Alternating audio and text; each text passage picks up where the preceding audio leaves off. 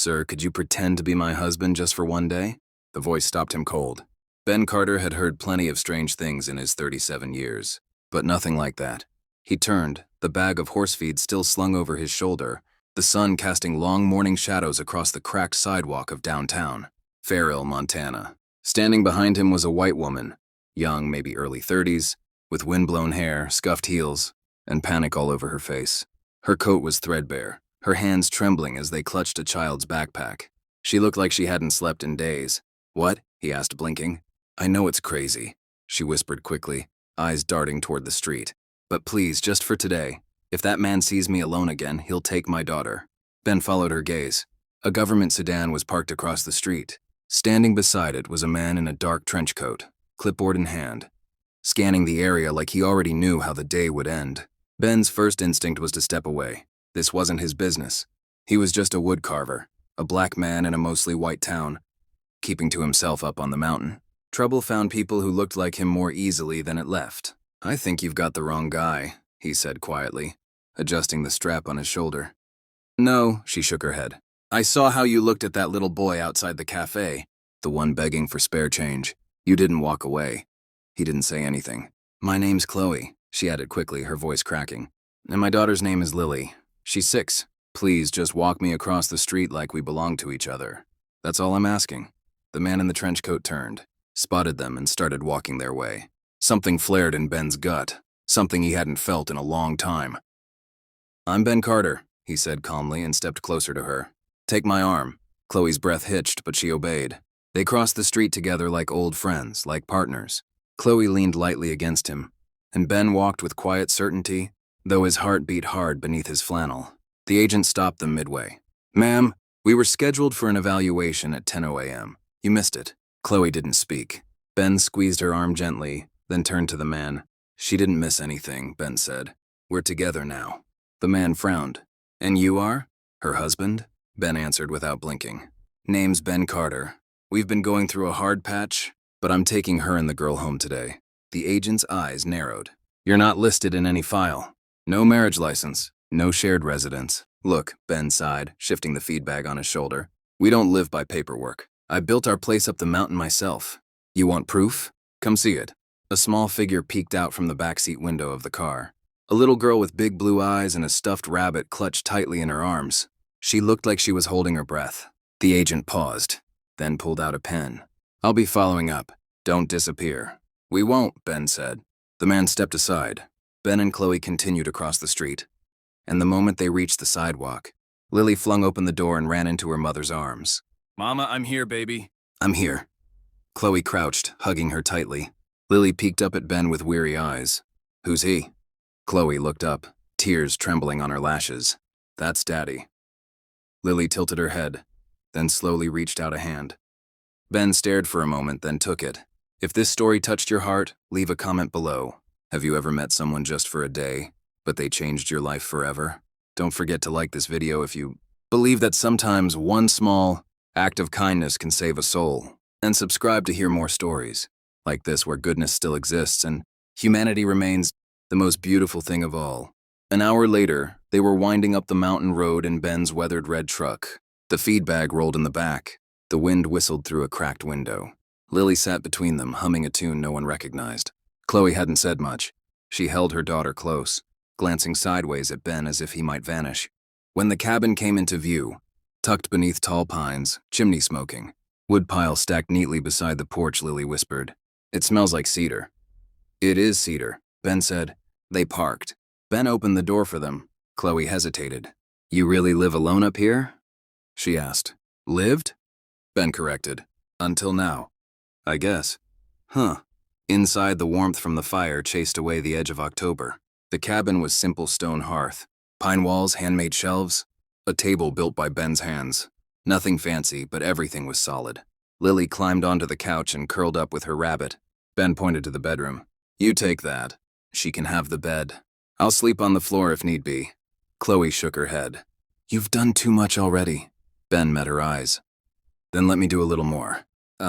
That night, as the fire crackled low and the wind whispered against the cabin walls, Chloe sat at the table sipping warm milk. Her hand still trembled. "Why did you help me?" she asked. Ben didn't look up from the fire. You said you needed someone to pretend. I used to do a lot of pretending, too. Pretending I was okay. Pretending loss didn't gut me. She nodded slowly. You don't have to explain everything tonight, he added. But you don't have to run anymore either. Chloe's eyes glistened. She looked over at her daughter, now asleep on the couch under a thick quilt. Just one day, she whispered. Ben turned to her. We'll see about that. The sun hadn't yet risen when Ben stirred from the floor. His back ached from the hardboards, but he didn't complain. It had been years since anyone else had shared his roof, let alone a woman and child. The fire in the hearth had faded to soft embers. He moved quietly, stoking it with practiced hands, careful not to wake them. Chloe and Lily had fallen asleep on the pull-out couch the night before, huddled under an old patchwork quilt that once belonged to his grandmother. Lily's tiny arm was slung across her mother's chest, her rabbit tucked under her chin. They looked like they belonged there. He stood at the kitchen counter, grinding coffee beans with a handheld mill. The rhythm calmed him. Everything else about this situation was uncertain, but this he understood, a soft sound behind him. He turned. Chloe was awake, sitting up slowly. Her hair was tasseled and her eyes held the heavy red of someone who hadn't slept well. She tightened the quilt around herself.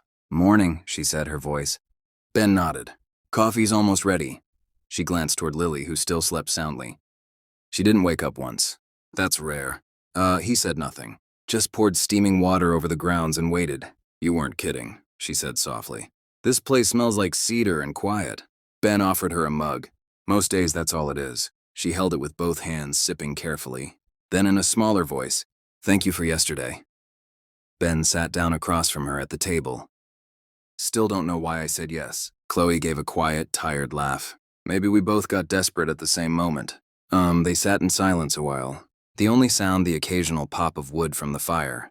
Lily's father, Chloe said after a long pause. He was never in the picture. Not really. I raised her alone. Ben nodded slowly, not pressing. He died 3 years ago, she added. Not that he ever helped before that. But once he was gone, I stopped running until his brother found me. Ben looked up. Brother Damien Vale, Social Services. He says I've been lying, that I falsified records, that I'm not fit. She clenched the mug tighter. He wants her in a system. Cold buildings, locked rooms.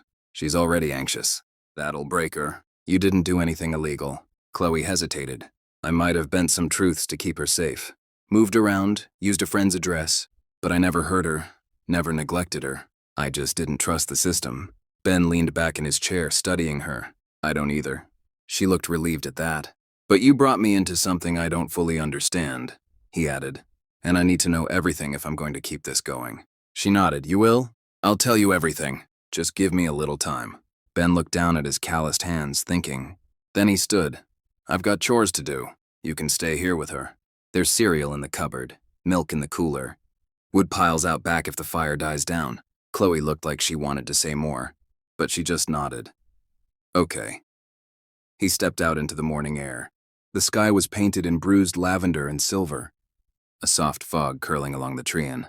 His boots crunched frost as he walked toward the shed to fetch his tools. His mind kept drifting back to the look in her eyes. The quiet desperation, the fierce protection.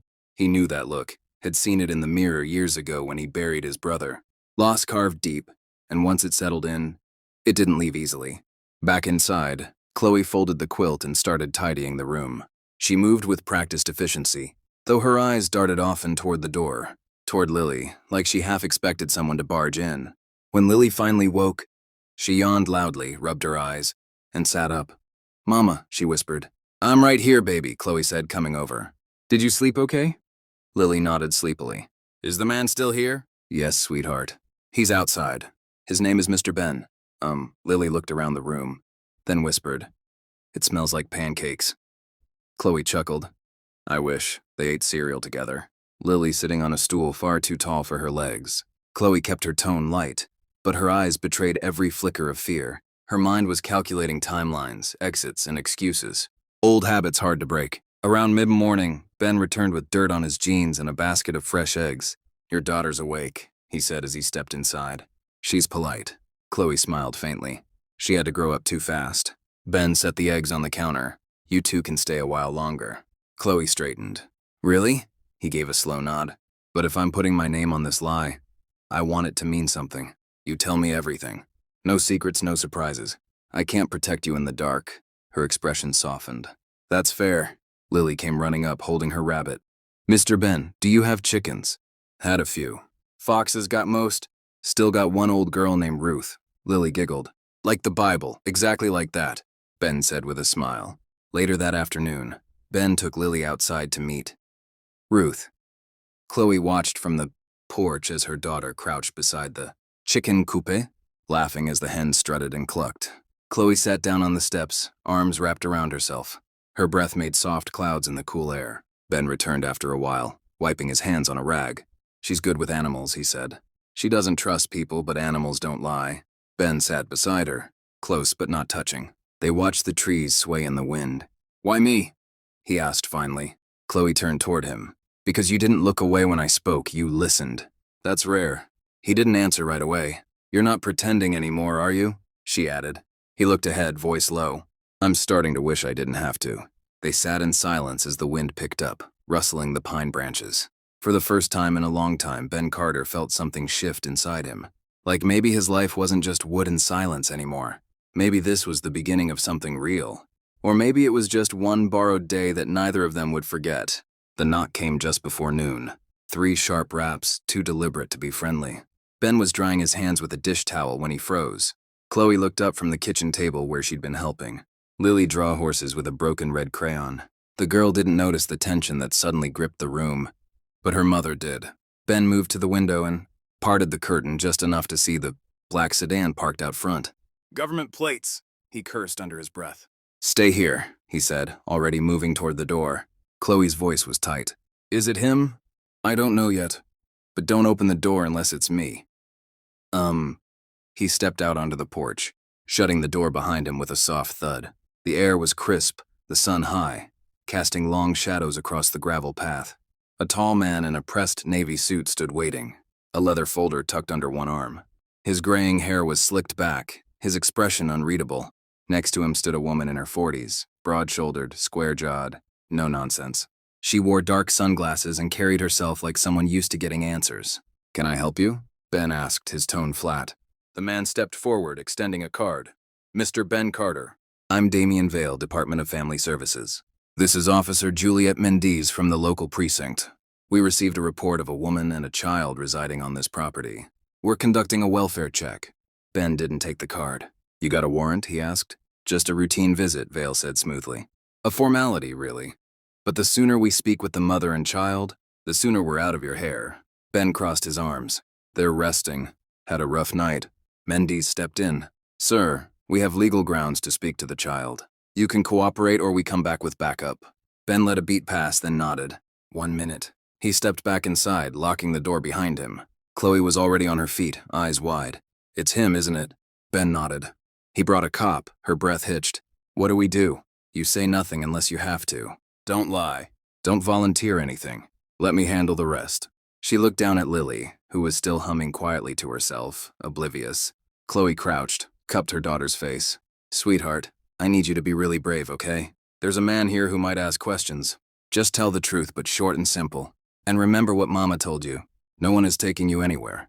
Lily looked confused, but nodded solemnly. Okay, Mama. When Ben opened the door again, his expression hadn't changed. You've got 10 minutes. They entered the cabin like they owned it, eyes sweeping the room, checking every detail, the patched wallpaper, the single light bulb swinging slightly above the old boots by the door. Damien's gaze lingered on Chloe a second longer than necessary. Chloe rose, he said, lips tightening. Been a while. I didn't invite you here, she replied coolly. Damien ignored her. Lily, come here, sweetheart. Lily stayed behind her mother's leg, peeking out. Mendes knelt. Hi there. I'm Officer Mendes. We just want to make sure everything's okay. Can I ask you a few questions? Lily didn't move. Chloe touched her shoulder gently. It's okay. The little girl stepped forward, fidgeting. What's your full name? Mendes asked. Lily Grace Rose. Do you feel safe here with your mom? Lily nodded quickly. Yes, ma'am. Do you know who this man is? She asked, gesturing to Ben. Lily looked up at him and smiled shyly. That's Mr. Ben. He has a chicken named Ruth. Mendes chuckled, but Damien didn't. And who is Mr. Ben to you? Damien asked, stepping in. Chloe straightened. He's my fiancé. Silence thickened the air. Damien had blinked. Excuse me? Ben didn't flinch. That's right. She and her daughter are staying here while we sort things out. We're getting married next month. When? Mendes raised an eyebrow. That's a new development. Chloe nodded, her voice steady. We wanted to keep it private until the paperwork was filed. Damien's face darkened. You think this little performance fools anyone? Ben stepped forward, his tone ice. You're on my land, accusing a woman of lying to protect her child. She's done nothing wrong. If you had anything solid, you'd have come with a warrant. Mendes shifted uncomfortably. That's enough for now. But Damien wasn't finished. You're putting this girl in more danger by dragging a stranger into it. If something happens, Ben's voice dropped to a low growl. If something happens, it'll be because you keep showing up where you're not wanted. Damien turned to Chloe. This isn't over. I will be back. She met his eyes with fire in hers. Then I'll be ready. They left soon after, doors slamming, tires spitting gravel. Inside the cabin, Chloe collapsed into the nearest chair, her hands trembling. Ben stood by the window, watching the sedan disappear into the woods. You didn't have to do that, she said. Yeah, I did. She looked up at him. He's not going to stop. No, Ben said. But neither am I. Lily came over and climbed into her mother's lap. Chloe hugged her tightly, burying her face in the girl's hair.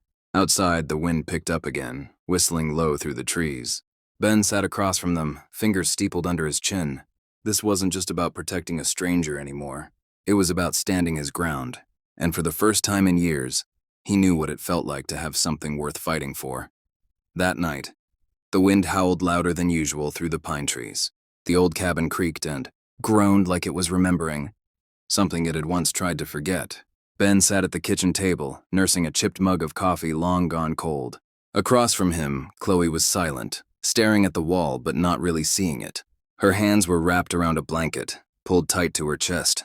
Lily had fallen asleep hours ago in Ben's bed, clutching Ruth the chicken's feather, like it was a magic charm. Neither of them had spoken much since Damien and Officer Mendes drove away. You okay? Ben asked, finally breaking the silence. Chloe blinked, then nodded slowly. Yeah, just remembering. He waited. She took a breath. When Lily was born, Damien didn't even show up at the hospital. I named her alone, raised her alone. But the moment I tried to leave to start fresh, he suddenly wanted control. He doesn't want her, Ben said. He wants to punish you, Chloe nodded. He's always been that way. It's not about love. It's about ownership. Ben leaned forward. You ever press charges, file a report? I did once. He paid off the officer, claimed I was unstable, said I was making it all up. Even had a psychologist from his circle declare I was emotionally unfit. Ben muttered a curse under his breath. She looked up at him then, her eyes clear despite the exhaustion. I don't know why you're helping me, Ben.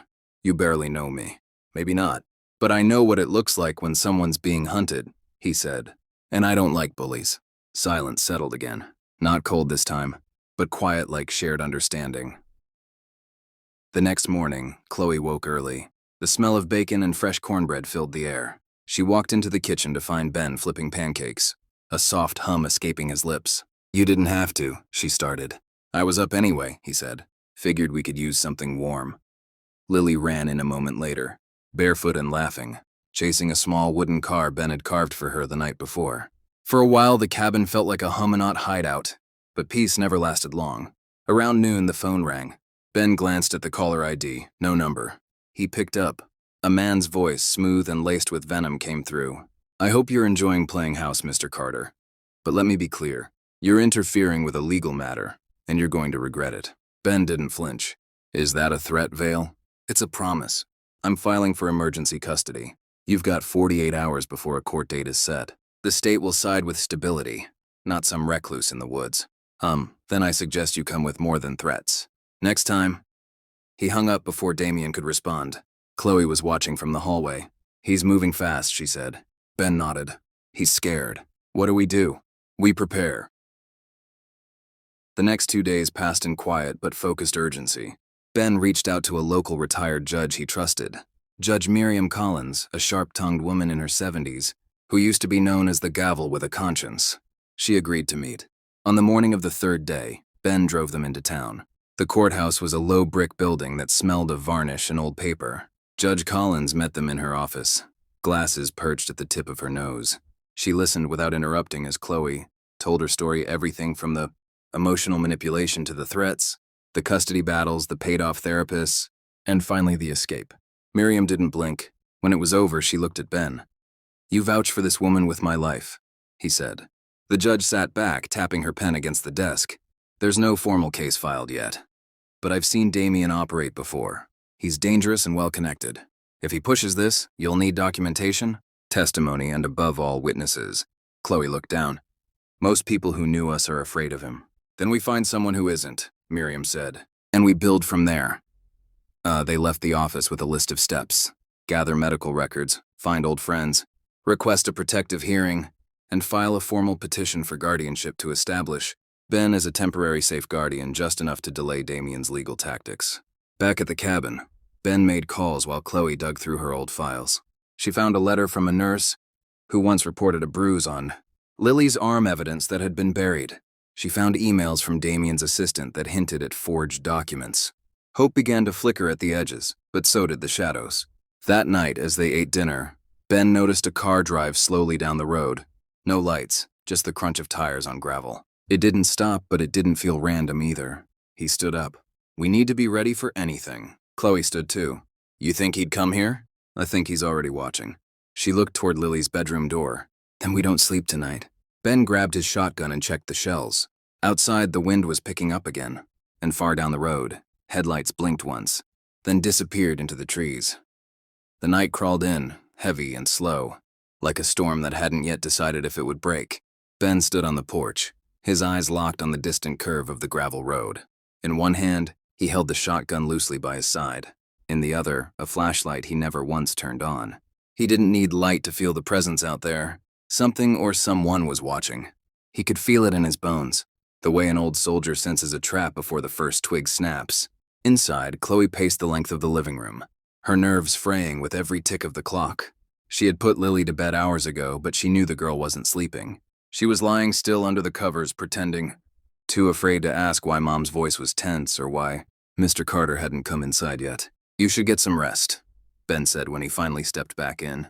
Chloe looked at him, face pale in the lamplight. You know I can't. He gave her a soft nod, then motioned to the couch. You sit, I'll talk.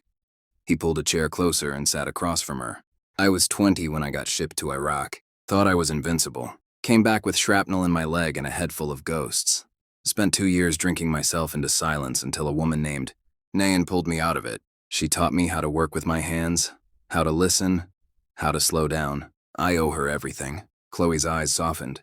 Where is she now? Past cancer. Fast and cruel. His voice caught, but he cleared it. After that, I moved out here. I didn't want to be around people, but somehow people keep finding me. Chloe half smiled. I guess you give off a certain reliability, or I just live next to a fence that's too tempting. She chuckled, then leaned back, exhaling for the first time in hours. What do we do, Ben? Really, if Damien gets custody? He won't, Ben said firmly. But we don't just wait anymore. We go on the offensive. She tilted her head. Meaning tomorrow we drive out to Jenkins Hill. There's a woman there. Cora Sanders. She was Lily's old daycare provider, right?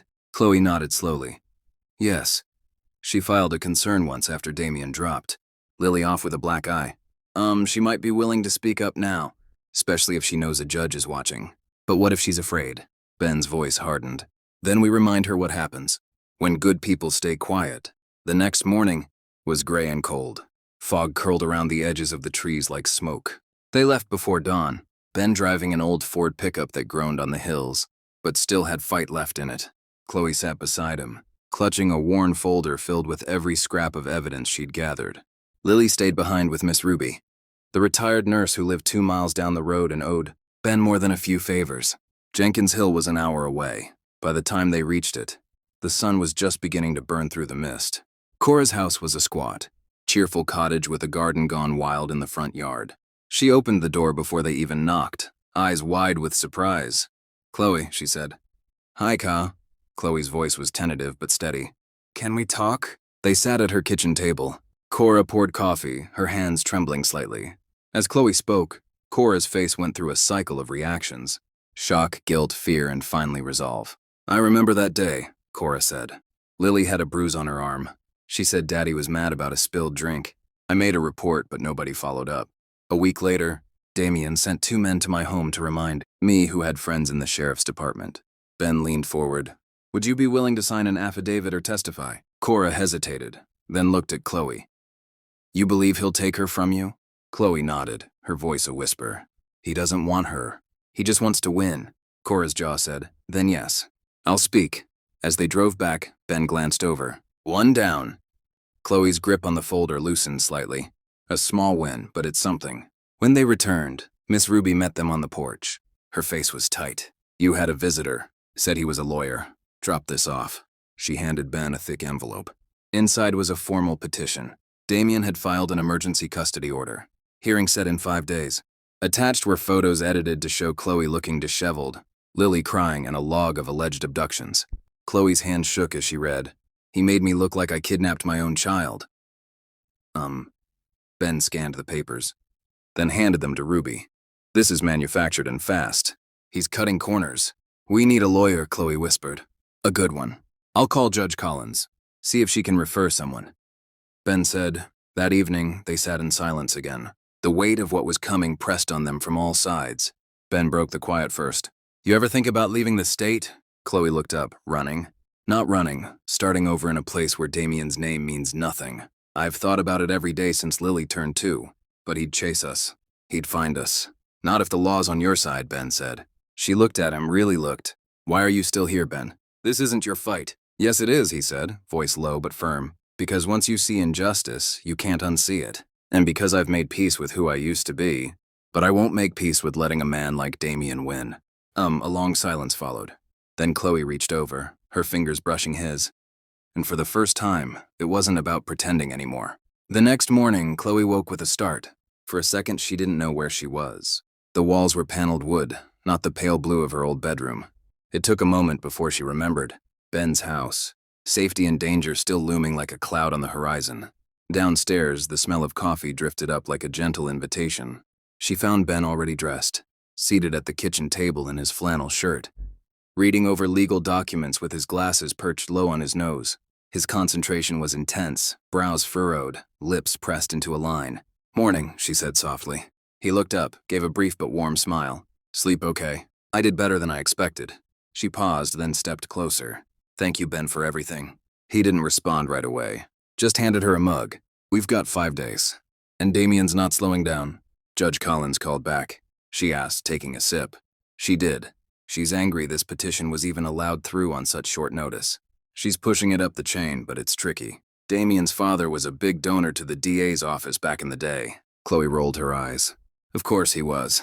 Ben stood, paced for a moment, then turned. But there's someone, a defense attorney named Janice Rowe. Used to be federal, now private practice out of Austin. Collins said she's sharp, doesn't flinch. She'll be expensive, Chloe said quietly.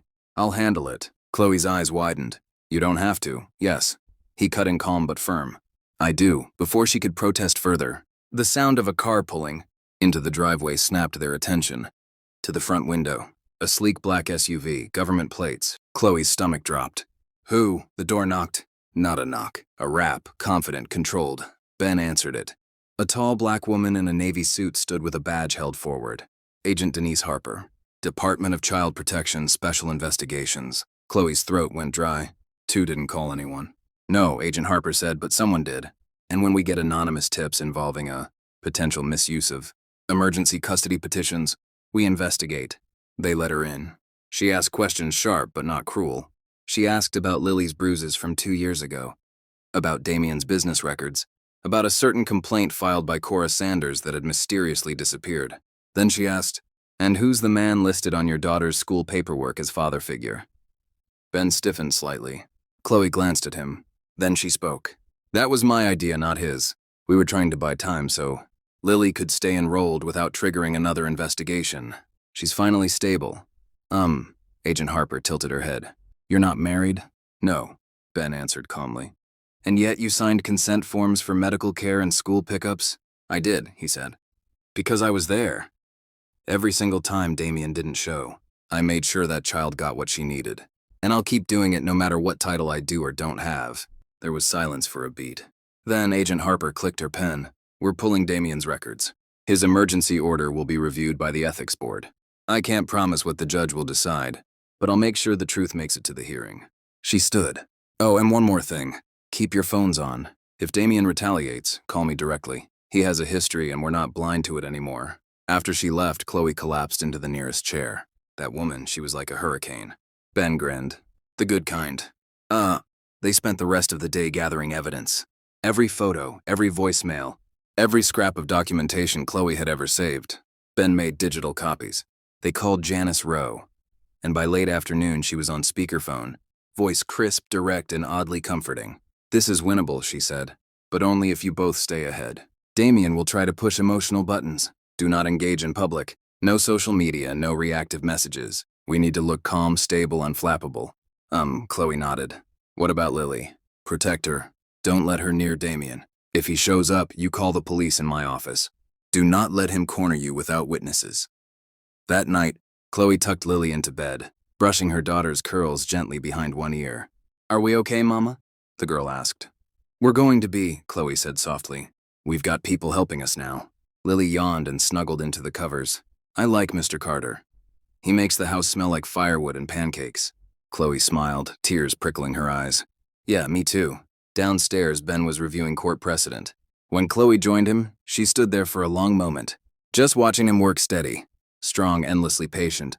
"You never said what you did before the army," she murmured. He looked up. "Mechanical engineering." Then I walked away from it. "Why?" "Because I built things for people who broke them on purpose." Chloe studied him. "Well, you're building something here, just so you know." He didn't answer, but in the flickering light of the desk lamp, she saw something shift in his expression. Something deeper than duty, something quietly protective, like the way people guard the most fragile things they love. Outside, the wind picked up. A storm was coming. But this time, Chloe felt something she hadn't in a long time. Prepared. Not alone. Ready. The courthouse steps were slick with rain when Ben parked the truck across the street. He glanced at Chloe beside him. She sat stiffly, dressed in a modest navy blue dress, her fingers twisting a cheap bracelet she hadn't worn in years. The courthouse loomed in front of them, tall and indifferent. "You ready?" Ben asked quietly. Chloe gave a weak nod. "As I'll ever be." Inside, the air was heavy with polished wood and whispers. Janice Rowe was already waiting by the courtroom doors, a leather folder under one arm and a calm fire in her eyes. "I filed our latest motion last night," she said without preamble. "The judge will read it during recess. But Damien's team is playing hard. They're trying to paint you as emotionally unstable, and Ben as a shadow influence." Chloe blinked. "A what?" "They're suggesting he manipulated you into distancing Lily from her father." Janice tilted her head toward Ben. "You ready for that kind of scrutiny?" Ben's jaw tensed. "Let them try." They stepped inside. The courtroom was medium-sized, not grand, but with enough space for discomfort. Damien was already seated at the plaintiff's table in an expensive charcoal suit. His eyes locked on Chloe with a smug flicker one that chilled her spine. Lily sat with Cora Sanders in the back row, coloring quietly. Agent Harper was seated nearby, her sharp gaze scanning every face. For once, Chloe felt the power shift in the room just slightly. The judge entered. All rise. What followed was 3 hours of back and forth. Damien's lawyer, a lean, smirking man named Huxley Granger, tried everything, questioning Chloe's past mental health records, citing old medication prescriptions, even implying Ben and Chloe's relationship was improper. Janice stood like steel. "Improper? Are we living in 1960, counselor?" She presented medical records, photographs of bruises Damien had dismissed, Lily's school performance reports showing drastic improvements after Chloe left him. She even played a voicemail Damien had left 3 months ago. Angry, slurred, threatening. Judge Vale's face darkened at that one. But then Huxley turned to Ben. "Mr. Carter, you have no legal guardianship over the child. Correct?" "No, sir," Ben replied. "And yet you picked her up from school on multiple occasions. She called me when Damien didn't show up. You don't find that unusual?" "I find a 6-year-old waiting alone outside a locked school door unusual," Ben replied, his tone level but firm. There was a murmur from the gallery.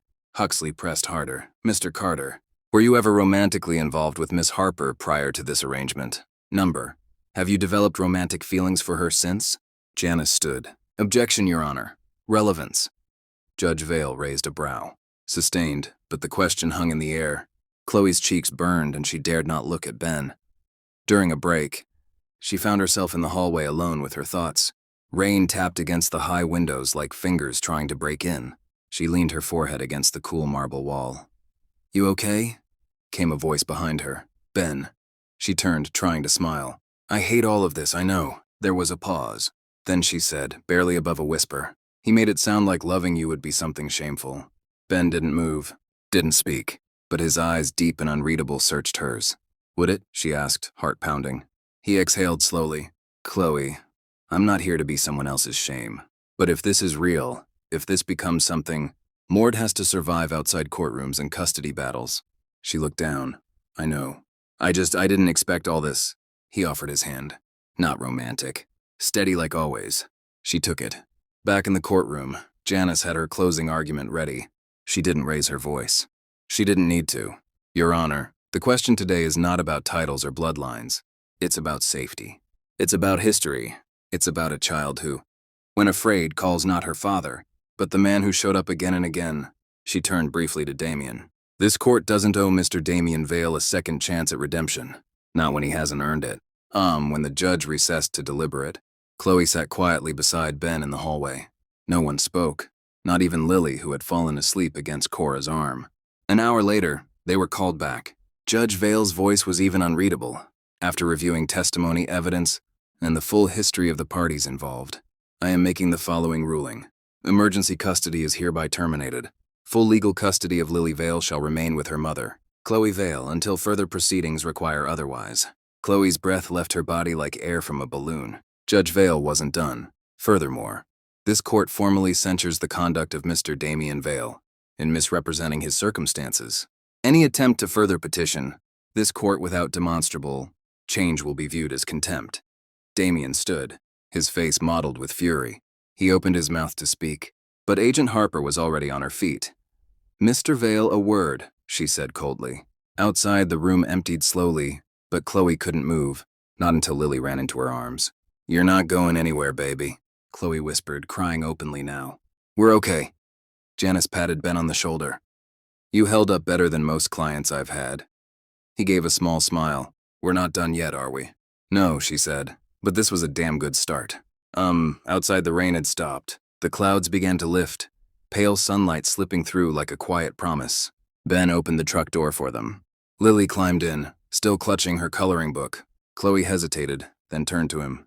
Thank you. He shook his head. You don't owe me that. I know, she said, but I still mean it. They stood there for a beat longer. Then quietly, Chloe reached out and took his hand again. Not out of desperation this time, but choice. And maybe, just maybe, the beginning of something else. The air felt different after the ruling. Not lighter, not exactly, but clearer, like the storm had passed, even if the clouds still lingered. Back at the house, Chloe stood in the kitchen stirring a pot of soup, the rhythmic motion grounding her while Lily watched cartoons in the next room. She glanced over her shoulder every now and then, still half waiting for someone to rip away the calm. Trauma had its own clock. It didn't reset just because a gavel came down. Ben had stepped out to pick up groceries, insisting they needed something celebratory but responsible, which apparently meant strawberry shortcake and lemon iced tea. He returned an hour later, soaked from a brief drizzle, and holding a paper bag like it contained treasure. Lily bolted to the door. Did you get marshmallows for the cocoa or your victory parade? Ben asked with a grin. Both. He handed her the bag. Chloe watched from the kitchen doorway, her arms folded, but her heart more open than it had been in months. Maybe longer. Later, as Lily dozed off on the couch, curled beneath a blanket with the television humming in the background, Chloe and Ben found themselves on the back porch. The air was cool and damp, and crickets sang from the tall grass beyond the fence. A soft light poured from the kitchen window behind them, casting their shadows long across the floorboards. Chloe held a mug of tea, cradling it like armor. Do you ever wonder if peace like this can last? Ben leaned back in the old rocking chair, one leg stretched out, his voice low. I stopped asking that question a long time ago. Now I just try to hold on to the good when it shows up. She nodded slowly. I keep waiting for Damien to pull something else. He might, Ben admitted, but now he knows he's not the only one in the ring. She smiled. Just a flicker. That's not nothing. They sat in silence for a while, broken only by the creak of the rocker and the distant sound of an owl. Chloe spoke again, quieter this time. I didn't plan to fall into anyone's life, let alone yours. I know, but you didn't push me away, even when I brought a storm with me. Ben turned toward her, his expression unreadable but soft around the edges. Maybe I was tired of calm that never meant anything. She looked at him, really looked at him. The lines in his face spoke of years he rarely spoke of. The calm in his voice wasn't passivity. It was earned stillness, the kind that came from surviving things without making noise about them. Then something unexpected. Her phone buzzed on the table behind them. Chloe flinched, her heart tripping before her hand even reached for it. One look at the screen and her breath caught. It wasn't Damien. It was Cora Sanders. Chloe answered immediately. "Cora, Chloe, you need to come to the station." "What? Why?" "I can't explain over the phone. Just come bring Ben if you can." Click. Chloe turned to Ben. "Something's wrong." 10 minutes later, they were in the truck, barreling down quiet streets lit only by scattered street lamps. The sheriff's department stood like a quiet sentinel in the night. Cora was waiting just inside, her face drawn tight. She led them down a hallway to a back office where Agent Harper was already seated, arms crossed, a folder open in front of her. "You might want to sit," she said. Chloe stayed standing. "What is it?" Harper flipped the folder toward them. Inside were printed photos, grainy surveillance stills. Damien in a car talking to someone through the window. The man's face was turned slightly away, but enough was visible. Chloe gasped. "Is that Judge Vale?" Harper nodded grimly. "Taken 2 nights before your hearing. We've confirmed a cash transfer between Damien's offshore account and a shell company tied to the judge's cousin." Ben's face darkened. "He tried to buy the ruling. Looks like it," Harper replied. "We're building a case now, but it's going to take time." Chloe gripped the back of the chair. "So what does that mean for us?" "It means the case could be reopened under a different judge," Harper said. "But more than that, it means Damien's not done. He's panicking, and panicked people do stupid things." Ben's voice was steel. "Then we need to be ready," Harper nodded. "And keep everything locked down. No contact, no response to anything he sends." "We'll handle the surveillance," Cora added. "And I'll be parking outside your house the next few nights just in case." Chloe felt the familiar tightness return to her chest. The illusion of safety had lasted less than a day, but as they walked out into the night again, Ben reached for her hand. This time she didn't hesitate. Back at the house, she stood in Lily's room, watching her sleep. A small stuffed elephant tucked under her arm, her lips parted in that innocent way children forget how to do once they grow afraid. Chloe tucked the blanket tighter around her daughter, whispering promises she wasn't sure how to keep yet. Outside, Ben stood by the fence, arms crossed, watching, guarding. When she joined him, he didn't speak. Neither did she. They just stood there side by side, facing the dark together. Because now they both understood this wasn't over. Not by a long shot, but they weren't alone anymore. And maybe that too was a kind of beginning. The morning after the station visit dawned colder than expected. Fog hung low over the yard, wrapping the fence line in silver-gray mist.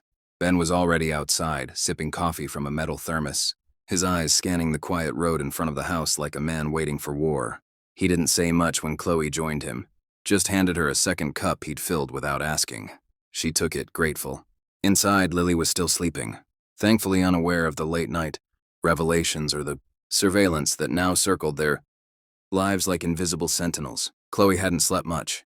She'd spent most of the night trying to unravel the implications of Judge Vale's betrayal, Damien's desperation, and the knowledge that their short-lived victory was just the start of a longer battle. Ben spoke first, voice growly. "I patched the gate. The latch was loose. Someone could have forced it." Chloe tightened her grip on the mug. "Do you think he'll come here?" "Not himself, but someone." He paused.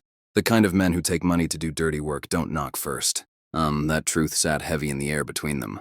Around noon, a black SUV pulled into the driveway, not Damien's but unmarked. Ka stepped out first, her expression serious. Behind her was Harper, clipboard in hand. "We need to talk," Harper said. They sat around the kitchen table with Ben at the head, Chloe beside him, her fingers laced tightly. "There's more," Harper began. "We traced Damien's last few calls. One went to a man named Marcus Denton, former Marine, dishonorably discharged. He's been working as private security off the books for some questionable clients. We believe he's been hired to intimidate you." "Intimidate?" Ben asked, voice sharp. "Or worse?" Harper didn't flinch. "We don't know, but we need to relocate you temporarily." Chloe's heart sank. "We just got our lives back, and we'll protect that," Cora said gently.